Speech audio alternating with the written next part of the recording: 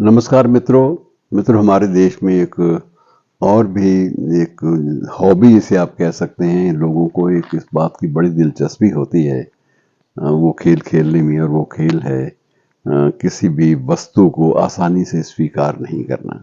अब जो नई बहस चली है ये बड़ी हास्यास्पद भी है और गंभीर भी है, दोनों चीजें हैं इसमें, गंभीर तत्व भी है।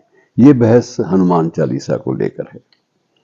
हनुमान चालीसा को लेकर ये बहस इसलिए चली है कि जो हनुमान चालीसा पिछले लगभग 400-500 वर्षों से निरंतर हम लोग पढ़ते आए हैं, करोड़ों लोग पढ़ते आए हैं, एक आध नहीं करोड़ों लोग।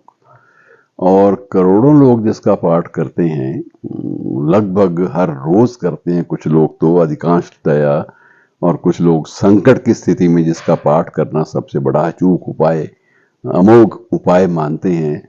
तो ऐसे हनुमान चालीसा में बहुत सारी बातें जो हैं वो ये कहा जाता है कि इसमें ग्रामेटिकल मिस्टेक्स हैं, एरर हैं, और इन अशुद्धियों को, इन ग्रामेटिकल मिस्टेक्स को, व्याकरण की इन गलतियों को हम लोग 400-500 सालों से लगातार दोहराते चले आ रहे हैं। इस बात को महत्वपूर्ण ढंग से एक विद्वान ने उठाया है, और वो विद्वान है स्वामी राम भद्राचार्य। स्वामी राम भद्राचार्य यद्यपि जन्मांध हैं, लेकिन उसके बावजूद संस्कृत पर, अवधी भाषा पर और राम साहित्य पर उनका अध्ययन इतना ज्यादा प्रखर है कि उनको इसी अध्ययन के आधार पर उनको पद्म विभूषण का सम्मान भी भारत सरकार ने दिया। और रामलला के मंदिर की सुनवाई न्यायपालिका में जब हो रही थी, सर्वोच्च न्यायालय में, सुप्रीम कोर्ट में, तब इनकी राय जो है वो भी सुनी गई थी। न्यायमूर्तियों ने विशेष रूप से इन्हें निमंत्रित करके ये सिद्ध करने को कहा था कि रामलला विराजमान के नाम से हमने जो अयोध्या के इस मंदिर का एक पक्षकार उनको माना है, ये कहाँ तक उचित है। बहरहाल वो बहस लंबी है, हम अपनी बात को फिलहाल हनुमान चालीसा तक रखते हैं। राम भद्राचार्य ने एक विश्वविद्यालय भी बनाया हुआ है संस्कृत का, और उसके वो स्वयं ही कुलपति भी हैं, तो उनका सम्मान पूरे समाज में है। उन्होंने ये कहा कि शंकर सुवन केसरी नंदन, ये जो कई केसरी नंदन जो हैं, साथ में शंकर सुवन, शंकर के इनको पुत्र भी बताया गया है, तो ये इसमें विरोधाभास है। ये इसका अर्थ ये नहीं है।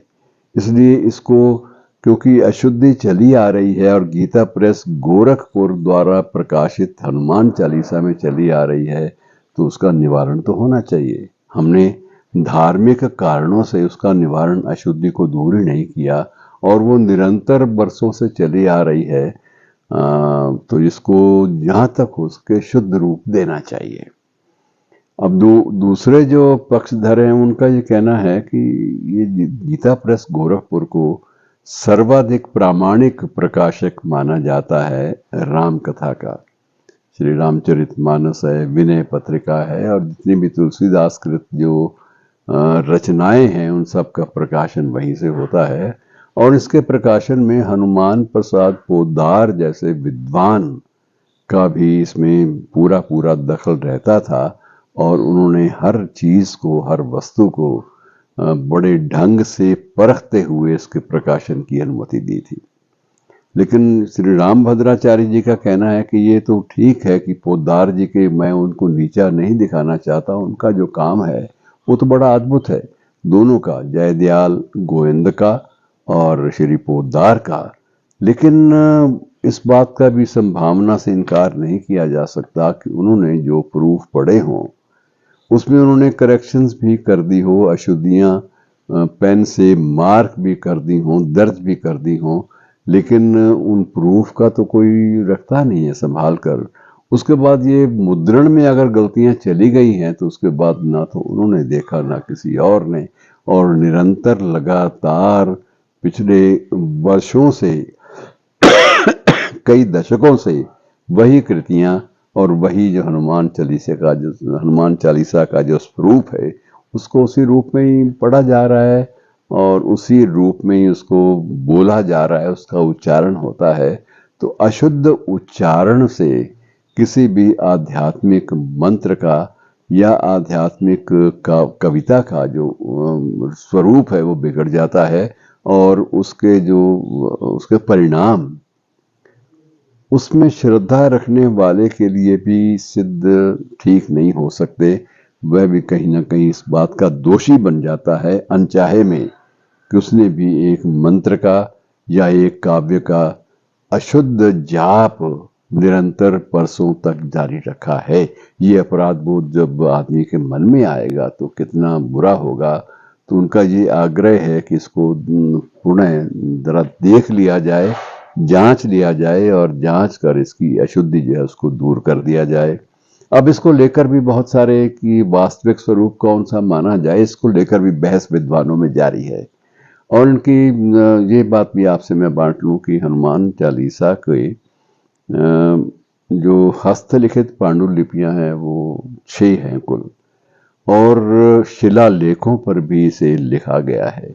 और सबसे ज्यादा प्रामाणिक जो शिलालेख है वो अयोध्या में हनुमानगढ़ी में जो हनुमान चालीसा शिलालेखों पर लिखा हुआ है उसी को सबसे ज्यादा शुद्ध माना जाता है।